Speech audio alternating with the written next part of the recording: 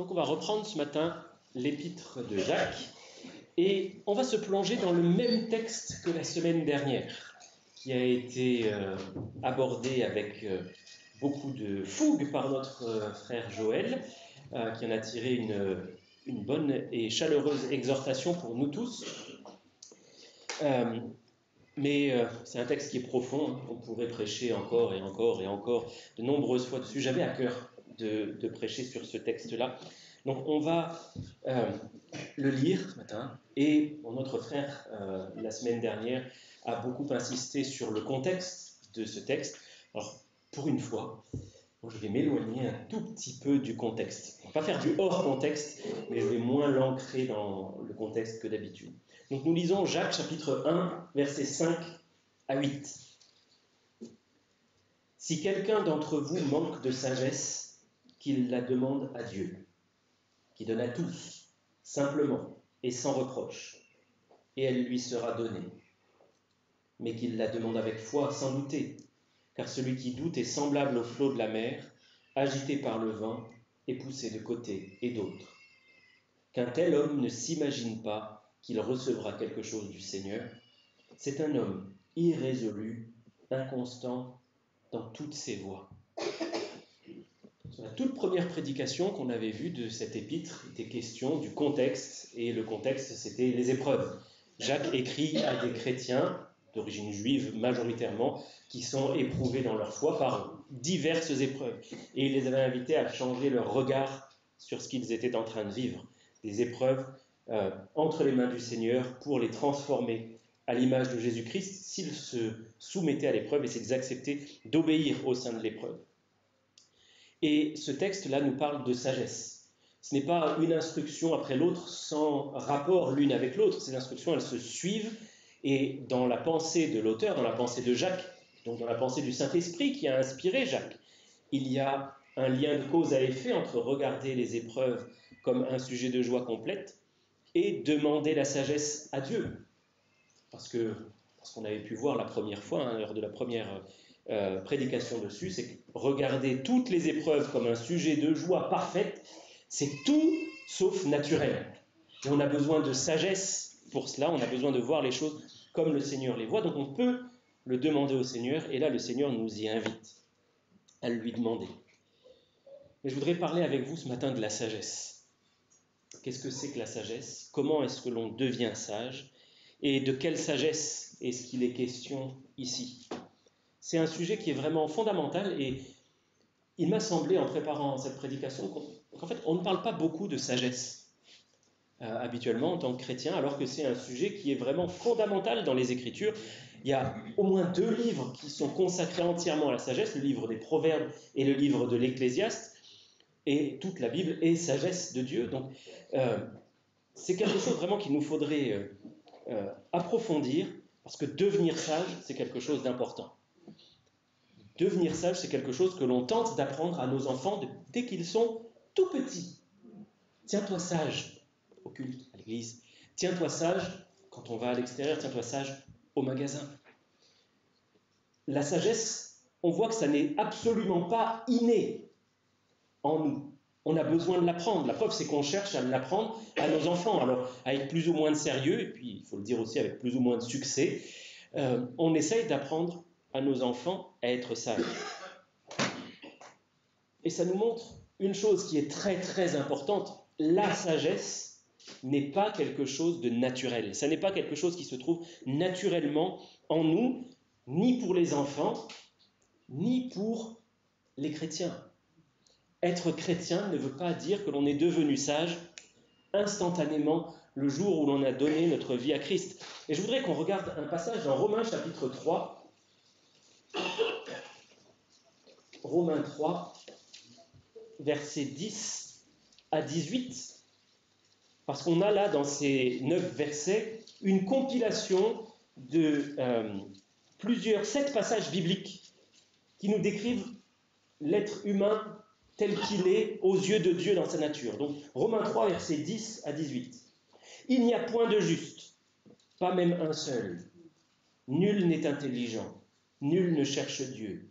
Tous sont égarés, tous sont pervertis. Il n'en est aucun qui fasse le bien, pas même un seul. Leur gosier est un sépulcre ouvert. Ils se servent de leur langue pour tromper. Ils ont sous leurs lèvres un venin d'aspic. Leur bouche est pleine de malédictions et d'amertume. Ils ont les pieds légers pour répandre le sang. La destruction et le malheur sont sur leur route. Ils ne connaissent pas le chemin de la paix. La crainte de Dieu n'est pas devant leurs yeux. Vous voyez, ces 7 passages qui sont là, compilés en un seul texte, pour montrer comment est notre nature, profondément ennemie de Dieu, profondément folle, non sage. Il y a en nous une absence de sagesse, même quelque chose qui s'oppose à la sagesse, naturellement. L'homme naît fou. Et cette folie, elle se manifeste dès son âge le plus tendre, lorsqu'il commence à se mettre en colère, lorsqu'il commence à désobéir, à faire des caprices. Mais elle se manifeste aussi, cette folie, par l'incrédulité. C'est ce que notre frère nous disait la semaine dernière. L'insensé dit en son cœur, il n'y a point de Dieu. Et l'insensé dit en son cœur que Dieu ne l'aime pas, finalement. Il n'y a pas de Dieu. La première des marques de ma folie, l'une des premières marques de ma folie, c'est que je n'ai pas cru en Dieu, ou que je n'ai pas cru ce que la Bible dit de Dieu, je n'ai pas cru ce que Dieu dit dans la Bible. J'ai manifesté ma folie, j'ai prouvé que je suis fou. Et cela m'a amené, en méditant ces choses, à constater qu'il existe 2 types de sagesse. Parce que lorsque vous voyez des gens du monde, des personnes qui ne sont pas chrétiennes, parfois on peut se dire « Ah, cette personne est sage ». Et même les gens du monde regardent certaines personnes comme sages et d'autres comme complètement insensées, avec tout un spectre, un éventail de nuances entre les deux. Mais il y a une sagesse selon le monde et une sagesse selon Dieu. Être sage selon le monde, c'est globalement savoir tirer son épingle du jeu dans la vie. C'est savoir réussir, même face aux difficultés, gérer l'adversité. Et plus que gérer l'adversité, le sage va prospérer. Il va réussir dans la vie. Non seulement à éviter les ennuis, et s'il n'arrive pas à les éviter, il va réussir à bien les gérer, mais il va réussir à bien s'en sortir et à prospérer. Voilà ce que le monde appelle la sagesse. Mais la parole de Dieu définit la sagesse différemment, et là on va retourner dans Jacques, mais on va aller au chapitre 3. On va lire les versets 13 à 18. Parce que cette sagesse que je viens de décrire, ce n'est pas du tout la sagesse selon Dieu. Jacques 3, verset 13. « Lequel d'entre vous est sage et intelligent, qu'il montre ses œuvres par une bonne conduite, avec la douceur de la sagesse. Mais si vous avez dans votre cœur un zèle amer et un esprit de dispute, ne vous glorifiez pas et ne mentez pas contre la vérité. Cette sagesse n'est point celle qui vient d'en haut, mais elle est terrestre, charnelle, diabolique. Car là où il y a un zèle amer et un esprit de dispute, il y a du désordre et toutes sortes de mauvaises actions. La sagesse d'en haut est premièrement pure, ensuite pacifique, modérée, conciliante, pleine de miséricorde et de bons fruits, exempte de duplicité, d'hypocrisie. Le fruit de la justice est semé dans la paix par ceux qui recherchent la paix. » Là, Jacques est en train d'opposer 2 types de sagesse. Une sagesse selon le monde, une sagesse selon Dieu. Et si notre vision de la sagesse, c'est de bien réussir dans la vie, alors qu'est-ce qu'on va faire ? On va tout faire pour réussir à prospérer dans la vie. Et c'est comme ça qu'on arrive à cet adage un petit peu du monde, la fin justifie les moyens. Vous aurez des personnes qui sont sages selon le monde et qui sont prêtes à tout pour réussir dans la vie, pour tirer leur épingle du jeu, que ce soit écraser leur prochain, que ce soit faire preuve de malhonnêteté, mais pour finalement réussir. Lorsqu'ils sont face à des ennuis, peu importe la méthode du moment que l'on sort de la difficulté. La fin, sortir de l'ennui, justifie le moyen que je vais l'employer. Voilà comment le monde décrit la sagesse. Un esprit de dispute, un zèle amer. On voit que finalement cette sagesse n'amène pas à la paix. Tandis que la sagesse selon Dieu, c'est une disposition intérieure qui se traduit et qui est visible par des actes doux et sages, la douceur de la sagesse, par la paix. On voit que celui qui est sage manifeste des dispositions intérieures qui vont conduire à des actes saints et purs. Mais par opposition, et c'est surtout cela que je veux souligner, il existe une sagesse que Dieu qualifie de charnelle, de terrestre, et il va même jusqu'à la qualifier de diabolique. Parce qu'elle paraît sage, elle est trompeuse. On pense être sage, on pense faire preuve de sagesse, mais en réalité c'est tout le contraire. Et c'est en ce sens-là qu'elle est diabolique, parce qu'elle se déguise et qu'elle est finalement inspirée par notre nature charnelle, celle dont on a lu le palmarès dans Romains 3 tout à l'heure, ennemi de Dieu, et qui génère tout un tas de mauvaises actions. La vraie sagesse, elle, est différente. Elle est profondément différente. Alors si on retourne dans Jacques 1, quand Jacques parle de sagesse, de demander la sagesse à Dieu, il est tout à fait évident qu'il ne parle pas de demander la sagesse du monde, qu'il nous parle de demander la sagesse de Dieu. Cette sagesse qui ne se trouve pas dans nos cœurs naturels. Et là, je voudrais nous emmener dans le livre de Job, au chapitre 28. Job, chapitre 28.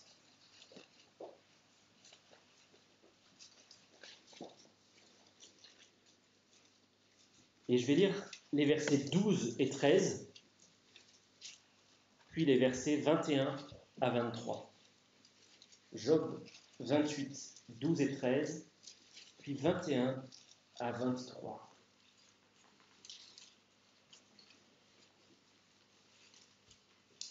C'est Job qui parle dans son grand discours et il dit « Mais la sagesse, où se trouve-t-elle? Où est la demeure de l'intelligence? L'homme n'en connaît point le prix.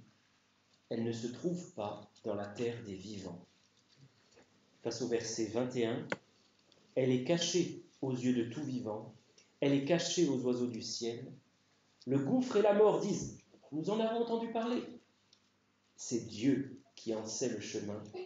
C'est lui qui en connaît la demeure. » Cette sagesse divine, nous ne pouvons pas l'obtenir par nous-mêmes.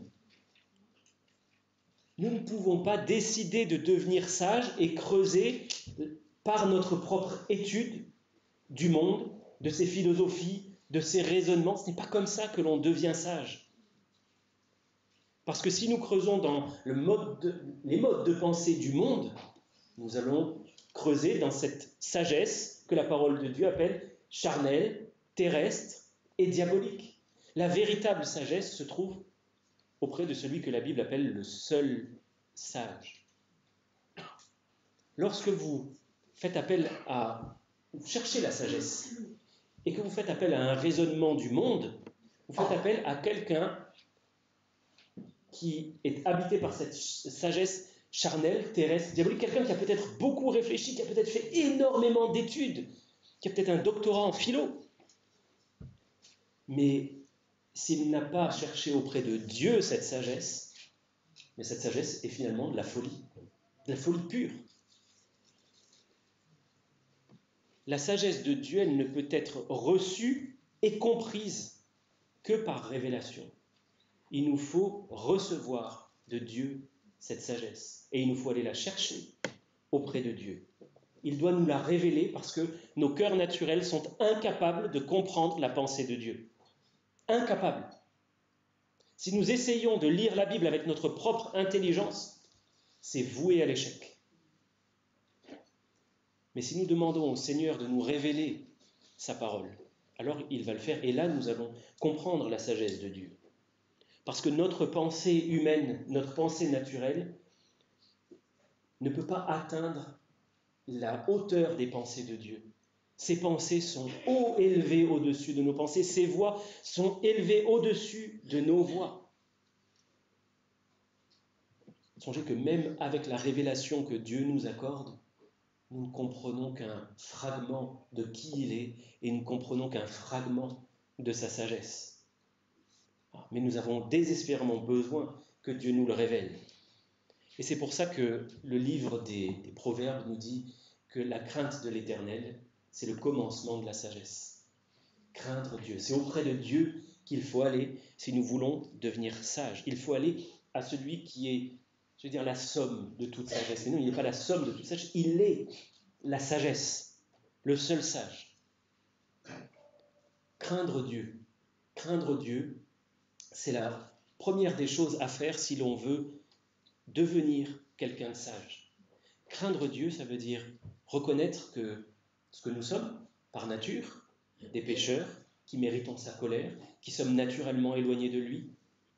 Craindre Dieu, c'est aussi reconnaître qu'en lui seul est la sagesse, et que si nous ne faisons pas appel à lui, nous restons dans les ténèbres, dans la folie, dans notre incompréhension du monde. Craindre Dieu, c'est la première des choses à faire, mais ce n'est pas la seule. On verra ça dans un moment. Mais si on ne craint pas Dieu, si on n'a pas de révérence pour lui, si on ne s'attache pas à lui manifester de l'honneur, alors on est encore dans la sagesse charnelle, terrestre et diabolique, dont parlait notre texte de Jacques 3 tout à l'heure. On va aller maintenant dans le prophète Jérémie, au chapitre 9. Jérémie, chapitre 9, versets 23 et 24.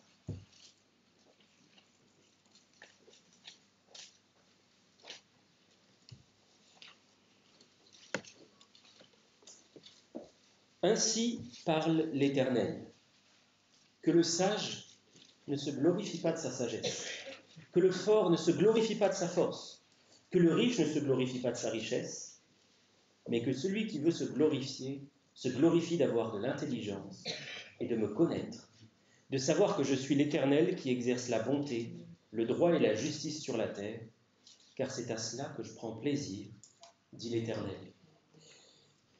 Ce que je veux souligner dans ce passage-là, c'est que il n'est pas question de se reconnaître soi-même comme sage. Si vous pensez être sage, n'en tirez aucune fierté. Si vous devez avoir une fierté, quelle qu'elle soit, ça se glorifie, c'est avoir de la fierté. Si vous devez être fier de quelque chose, c'est de connaître Dieu. Et on voit ici le rapport qu'il y a entre faire preuve de sagesse et connaître Dieu. Le véritable sujet de fierté, c'est pas d'être devenu quelqu'un de sage, parce qu'on verra que ça, c'est pas évident de pouvoir dire maintenant je suis devenu sage, mais c'est de dire je connais le Seigneur. Je connais le Seigneur qui exerce le droit, la bonté, la justice sur la terre. Donc, cette sagesse, finalement, c'est connaître Dieu, c'est être près de lui, l'écouter. Et ça nous montre, je crois aussi, quelque chose de très important, c'est qu'on ne devient pas sage en une fois. Je l'ai dit tout à l'heure. On ne devient pas sage instantanément le jour où l'on donne sa vie à Christ. Bien sûr, il se passe des choses extraordinaires lorsque nous donnons notre vie au Seigneur. La première des choses, c'est que le Saint-Esprit vient habiter en nous. Notre cœur qui était ténèbres connaît maintenant la lumière. Il y a tout un tas de choses qui sont censées changer, commencer notre regard sur le monde, notre pensée, nos affections, nos désirs. Il y a beaucoup de choses qui changent au moment où nous connaissons le Seigneur. Mais nous ne devenons pas des sages en un instant. Quand Jacques nous dit que Dieu donne la sagesse, que nous devons la lui demander et que Dieu va nous la donner, il ne veut pas dire qu'il va faire ça en un instant, en un clin d'œil, et que nous allons devenir sages instantanément. Autrement, qu'est-ce qui va se passer ? Si nous devenons sages instantanément, nous allons faire ce qui est dit dans Jérémie, que le sage ne se glorifie pas de sa sagesse. On va finir par se glorifier, on va dire c'est bon, je suis devenu sage, j'ai plus besoin de Dieu.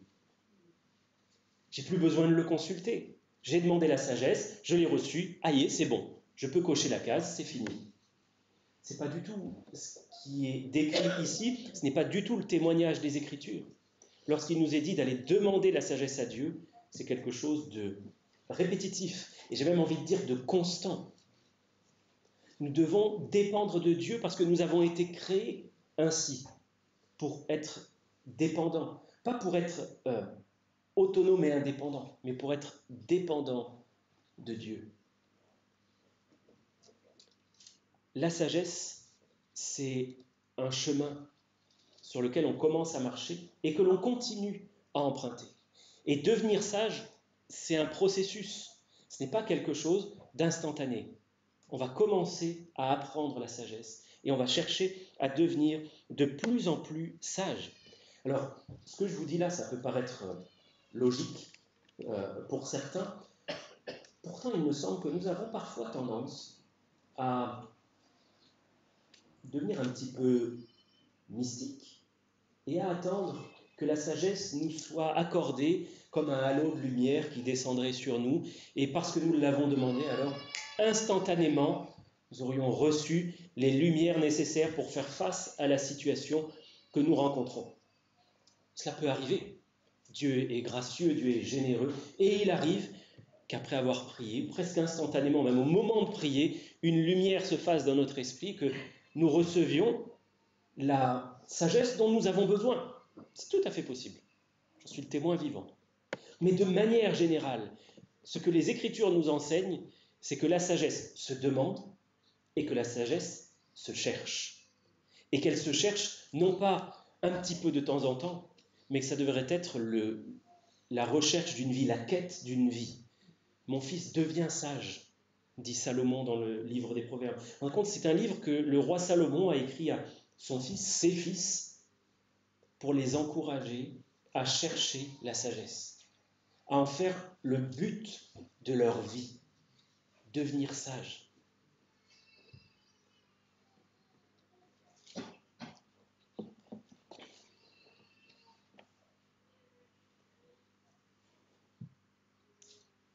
En parlant de Salomon, il y a quelque chose qui m'a un petit peu troublé en réfléchissant à ces choses, parce que je crois, comme je vous le dis, que devenir sage, c'est un processus. C'est quelque chose qui dure dans le temps. Et pourtant, quand on regarde l'exemple de Salomon, on peut se dire, oui, mais Salomon, est-ce que c'est pas un petit peu le contre-exemple, là, Baptiste, de ce que tu viens de dire? Salomon, il a reçu la visite de Dieu. Dieu lui a dit, mais qu'est-ce que tu veux, Salomon? Moi, je voudrais bien un cœur sage et intelligent pour pouvoir juger ton peuple. Et Dieu a dit, accordé. Et on a l'impression qu'en un instant, la sagesse de Dieu est entrée dans son cœur et que Salomon est devenu sage. Un petit peu comme si on avait branché la clé USB, transféré tous les fichiers de la clé USB dans le cœur de Salomon. Aïe, il est devenu sage. Mais en réalité, ce n'est pas vraiment ce qui s'est passé. Dieu lui a bien accordé un cœur sage et intelligent, mais qu'est-ce qu'il a fait avec ce cœur sage et intelligent? On va regarder dans le livre de l'Ecclésiaste, chapitre 1, versets 16 à 18. Ecclésiaste 1, versets 16 à 18. C'est juste après le livre des Proverbes, l'Ecclésiaste, si vous avez un petit peu de mal à trouver. Alors, juste par curiosité, qui a déjà lu tout le livre de l'Ecclésiaste ici? Ok. Deuxième question, qui a déjà compris tout le livre de l'Ecclésiaste? Il y en a beaucoup moins. Hein. Je vais vous dire quelque chose, ça me rassure. Ça me rassure, c'est un livre qui est difficile à comprendre et qu'il ne faut surtout pas prendre comme le livre qui expose toute la sagesse. Toutes les paroles de l'Ecclésiaste ne sont pas des paroles que nous pouvons considérer comme des instructions à appliquer. Il nous faut comprendre le livre de l'Ecclésiaste en regardant les tout derniers versets, parce qu'en fait le livre de l'Ecclésiaste, c'est un livre d'évangélisation, c'est le livre de la pensée de quelqu'un qui cherche le sens de la vie. Et en cherchant le sens de la vie, il y a une chose qui lui vient à l'esprit, mais on va le lire dans un instant. D'abord, on va lire Ecclésiaste 1, versets 16 à 18. J'ai dit en mon cœur, voici, j'ai grandi et surpassé en sagesse tous ceux qui ont dominé avant moi sur Jérusalem. Mon cœur a vu beaucoup de sagesse et de science. J'ai appliqué mon cœur à connaître la sagesse et à connaître la sottise et la folie. J'ai compris que cela aussi, c'est la poursuite du vent, car avec beaucoup de sagesse, on a beaucoup de chagrin, et celui qui augmente sa science augmente sa douleur. Je veux souligner juste une chose ici. Je ne vais pas rentrer dans une étude de texte, là, ce serait un peu compliqué, mais avec la sagesse, Salomon a cherché la sagesse. avec ce cœur sage, Salomon a cherché à être encore plus sage. Parce que lorsque l'on reçoit un cœur intelligent, une lumière de sagesse, la logique voudrait que l'on en cherche encore plus. Que l'on comprenne que là, on vient de mettre un doigt de pied dans un océan et qu'il va nous falloir y plonger tout entier, qu'on n'arrivera pas à en sonder toute la profondeur. Devenir sage, c'est embrasser l'océan, finalement. Embrasser l'océan de la sagesse de Dieu. Et en réfléchissant encore à Salomon, qui a donc, avec la sagesse, cherché la sagesse, qui a cherché à creuser, qui a approfondi encore, j'ai trouvé quelque chose de très marquant, c'est la conclusion. La conclusion qu'on lit au tout dernier chapitre de l'Ecclésiaste. Je vais le retrouver parce que je l'avais écrit dans mes notes, mais on va y aller ensemble.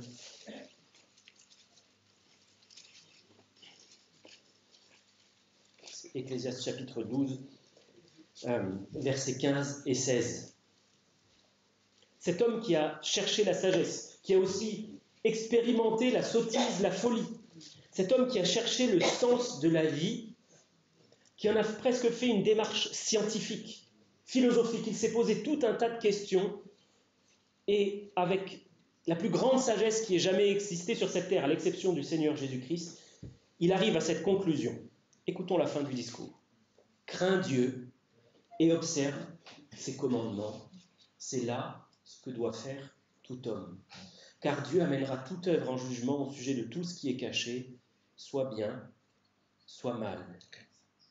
Crains Dieu et observe ses commandements. C'est là ce que doit faire tout homme. Un homme qui a passé sa vie à chercher la sagesse, à creuser. Et il est dit de lui, encore une fois, qu'il n'était pas d'homme plus sage que lui. Il arrive à cette conclusion. La sagesse, finalement, c'est de craindre Dieu et de lui obéir.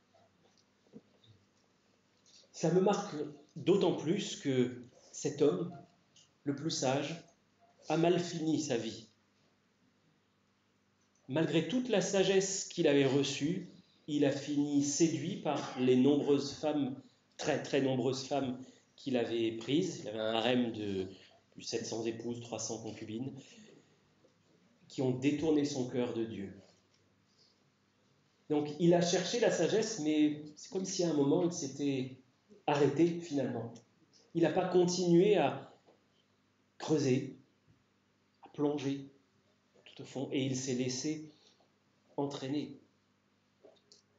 Pour lui, ça se traduit par finalement un échec monumental, parce qu'il a fini par devenir idolâtre.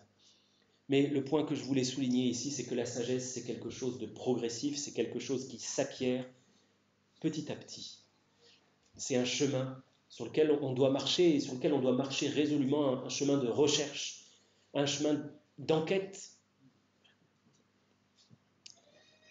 Et Dieu va nous donner la sagesse que nous demandons. On dirait que Salomon, lui, s'est arrêté en chemin, mais si nous demandons la sagesse à Dieu, et c'est le propos de Jacques dans cet épître, si nous demandons la sagesse, il va nous la donner. Mais laissez-moi insister, si nous demandons la sagesse, il va nous la donner. Dieu va nous donner la sagesse que nous demandons. Si nous ne demandons pas la sagesse, elle ne va pas nous arriver toute seule. C'est notre responsabilité qui est soulignée ici dans Jacques. Si quelqu'un manque de sagesse, qu'il la demande à Dieu, qui donne à tous, sans douter. Alors, j'ai encore une question à vous poser. Qui ici manque de sagesse ? Il y a des gens super sages ici. Moi, je lève la main bien haut. Si quelqu'un manque de sagesse, c'est moi le premier. Premier sur le podium. Tous derrière. Il faut la demander à Dieu. Nous manquons tous de sagesse. La preuve, c'est ce que nous dit Romains 3, versets 10 à 18. Nous sommes fous par nature. Tellement fous que nous n'arrivons pas à sonder notre propre folie, à comprendre à quel point nous sommes fous et éloignés de Dieu. Nous avons désespérément besoin de sagesse. désespérément besoin. Mais est-ce que nous la demandons? Est-ce que nous nous sommes engagés sur le chemin de la sagesse? Est-ce que nous cherchons ce qui est sage aux yeux de Dieu? Vous savez, le premier obstacle pour devenir sage, c'est l'orgueil. Je crois que je n'ai pas besoin de sagesse. Je crois que je suis suffisamment bon, suffisamment sage. Alors, je ne demande pas à Dieu de me rendre sage. Je ne vais pas chercher la sagesse. Alors, l'orgueilleux, ce n'est pas forcément celui qui va se pavaner. C'est en général beaucoup plus subtil que ça. L'orgueilleux, c'est simplement celui qui ne cherche pas Dieu. Il pense qu'il est suffisant en lui-même, qu'il n'a pas besoin du Seigneur, qu'il n'a pas besoin d'être éclairé, qu'il n'a pas besoin de sagesse, qu'il va s'en sortir tout seul, et il peut réfléchir lui-même par sa propre intelligence. Et si vous voulez devenir sage, ouvrez votre Bible et lisez-la. Non pas une fois en passant, mais lisez-la régulièrement, quotidiennement. C'est l'ordre qui était donné au roi. Le roi d'Israël devait copier lui-même la parole de Dieu, en garder cette copie avec lui et y lire tous les jours de sa vie pour apprendre la sagesse, pour ne pas devenir orgueilleux. Donc, ouvrez votre Bible et étudiez page après page. Demandez à Dieu cette sagesse qu'il a dit qu'il allait nous accorder si nous la lui demandons. Demandons-le sans douter parce que c'est vraiment ce qui est dans le cœur de Dieu, nous accorder la sagesse. Il veut que nous connaissions la vérité, donc il va nous accorder cette connaissance de la vérité. Mais cherchons, étudions. Et c'est comme ça que nous allons devenir sages. Et la question qui finalement se pose à nous, c'est est-ce que nous le voulons vraiment? Parce qu'il y a un premier obstacle pour devenir sage, c'est l'orgueil, mais il y en a un deuxième, c'est la paresse. Paresse qui nous empêche d'ouvrir la Bible, qui nous fait préférer tout un tas de choses au fait d'aller chercher la face de notre Dieu. Et puis, dans la paresse, il faut comprendre que chercher la sagesse, ça a quelque chose de coûteux. Parce que la sagesse, ça n'est pas simplement quelque chose qui va entrer dans notre tête. La sagesse, c'est quelque chose qui se vit. Être sage juste dans sa tête, c'est totalement inutile. C'est même de la folie. Avoir tout écrit ici et ne pas le vivre, c'est la plus grande des folies qu'un chrétien puisse faire. Non, si nous voulons connaître la sagesse, c'est pour la vivre, pour la mettre en pratique. Mais ça a quelque chose de coûteux, de difficile, parfois douloureux, de mettre la parole de Dieu en pratique. Alors c'est pour ça que je nous pose la question, est-ce que nous le voulons vraiment? Est-ce que nous sommes disposés à payer le prix de la sagesse? Le roi Salomon, il disait, cherche-la plus que l'argent, poursuis-la comme un trésor, cette sagesse. Et mets-y toute ton énergie, fais-en la quête principale de ta vie. Ne te tourmente pas pour t'enrichir, parce que tu vas poursuivre quelque chose qui va se faire des ailes un jour et qui va s'échapper. La richesse ne dure pas, par contre, la sagesse dure toute la vie. Mais par paresse, on peut refuser l'effort et le sacrifice que demande la sagesse. Et je voudrais terminer avec un passage dans 1 Corinthiens, chapitre 1, verset 30. 1 Corinthiens, chapitre 1, verset 30. Il est écrit, c'est par Dieu que vous êtes en Jésus-Christ, qui, par la volonté de Dieu, a été fait pour nous sagesse, justice, sanctification et rédemption. Je souligne, Christ a été fait pour nous sagesse. Jésus-Christ est notre sagesse. C'est lui qui nous montre le chemin suprême de toute sagesse. Et comment s'est manifestée la sagesse dans sa vie? Par une vie de renoncement constant, par une vie où des souffrances régulières, quotidiennes se présentaient, qu'il a toutes acceptées sans jamais ruer dans les brancards, sans jamais regimber. Il a tout accepté. Ça, c'est aussi le prix de la sagesse. Et ça l'a mené jusqu'à la mort, et même la mort de la croix. Humainement parlant, la mort de la croix, c'est une folie. Humainement parlant, l'évangile est une folie. C'est ce que nous dit chapitre 1 d'un Corinthiens, chapitre 2 aussi. On ne peut pas comprendre ça si on n'est pas éclairé par le Seigneur. Accepter de mourir pour des impies, pour des ennemis, ça c'est un scandale aux yeux de la raison. Notre raison ne peut pas admettre cela. Si nous l'avons admis, si nous avons compris quelque chose de l'Évangile, c'est à Dieu que nous le devons parce qu'il nous a éclairés. Mais c'est ça l'Évangile. L'Évangile qui est cette sagesse pour nous, accepter de suivre le chemin du Seigneur. C'est quelque chose qui doit nous amener à réfléchir et à plonger peut-être, plonger dans des abîmes de réflexion. Mais est-ce que je vis finalement d'une manière sage? Est-ce que je vis l'Évangile? L'Évangile dans son aspect glorieux, le pardon de mes péchés, le fait d'avoir une nouvelle nature, le fait d'être transformé, le fait d'avoir un Dieu qui m'aime et qui ne m'abandonnera jamais. Ça, ce sont les aspects plaisants de l'Évangile. Mais est-ce que j'en accepte aussi les aspects plus rugueux?